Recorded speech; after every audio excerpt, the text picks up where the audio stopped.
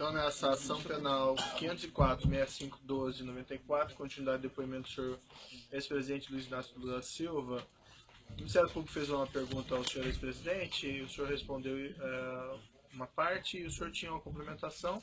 Agora o senhor fica à vontade para complementar, então. Fique à vontade, senhor ex-presidente. Veja, toda a agenda que está aqui, eu parto do pressuposto que tem acontecido. Agora, pode não ter acontecido por desmarcação de audiência da agenda dele ou minha. Tá?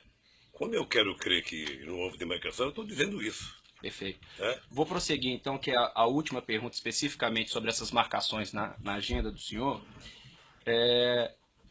Também foi juntado no evento 724, anexo 9, registros de contatos telefônicos no dia 28 de outubro de 2014, 3 de novembro de 2014, 7 de novembro de 2014, entre o senhor Léo Pinheiro e o senhor Paulo Okamoto.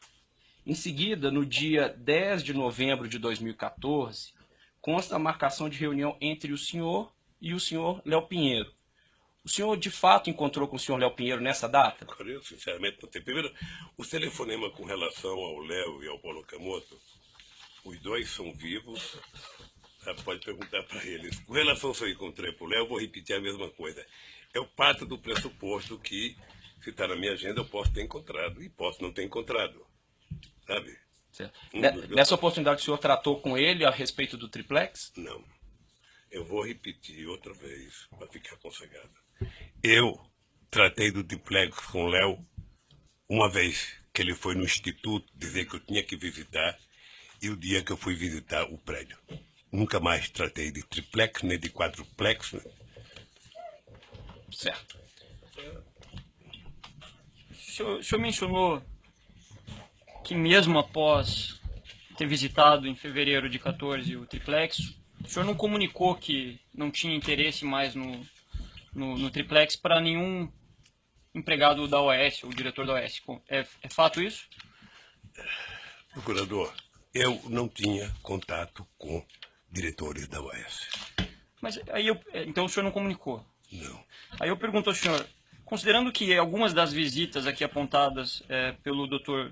Júlio Noronha são exatamente dias após as visitas que foram efetuadas ao triplex, seja pelo senhor, seja por sua falecida esposa e filho, o senhor não mesmo assim o senhor não aproveitou esses contatos pessoais para falar que não tinha interesse? Procurador, apenas um. Não são dias depois.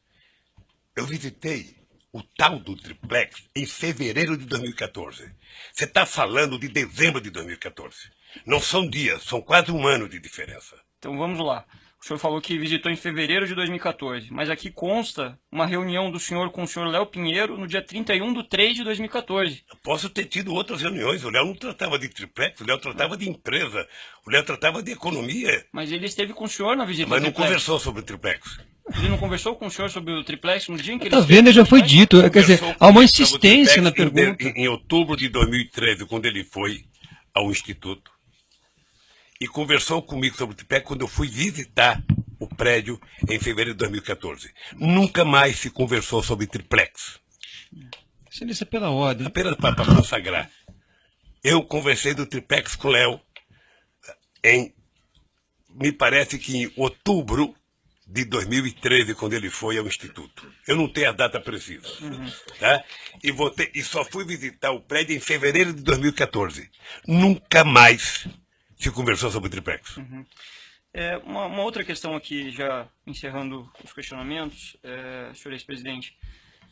O senhor mencionou que teve conversas com o senhor João Vacari, e aí eu pergunto ao senhor, depois que se tornou público depoimentos de colaboradores, no sentido de que João Vacari era a pessoa responsável por receber vantagens indevidas do Partido dos Trabalhadores, ou seja, no final do ano de 2014, início do ano de 2015, em alguma das oportunidades em que o senhor esteve com o João Vacari, o senhor indagou ele sobre isso, se de fato ele tinha recebido em nome do partido?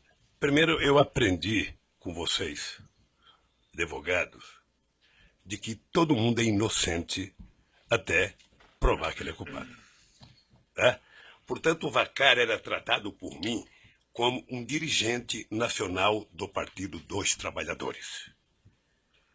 E eu não conversava de finanças de PT, porque eu não era da direção do PT. Ponto.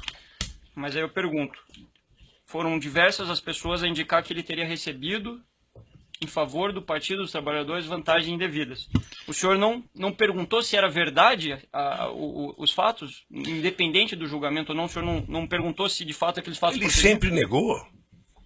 Ele sempre negou. Então o senhor perguntou e ele negou, é isso? Não importa se eu perguntei ou não, ele sempre negou. Negou pela imprensa, negou publicamente, negou enquanto do PT. Perguntando especificamente se o senhor conversou com ele sobre isso. Veja, eu sinceramente, não me interessa se eu perguntei ou não. O senhor não gostaria de responder, então? Não é que eu não gosto de responder, é que o Vacari não devia explicações a mim. Ele era da Executiva Nacional do PT e eu não era. Ele era tesoureiro do PT e eu não era. E o PT não tinha que prestar conta para mim das suas finanças. Eu entendi a sua linha de argumentação, mas é uma pergunta objetiva, senhor ex-presidente, com todo respeito. Então, o senhor chegou a conversar com ele sobre isso ou não? Acabar a nossa polêmica aqui, vamos dizer, eu perguntei e ele disse que não. Então o senhor perguntou para ele e ele disse que nunca recebeu.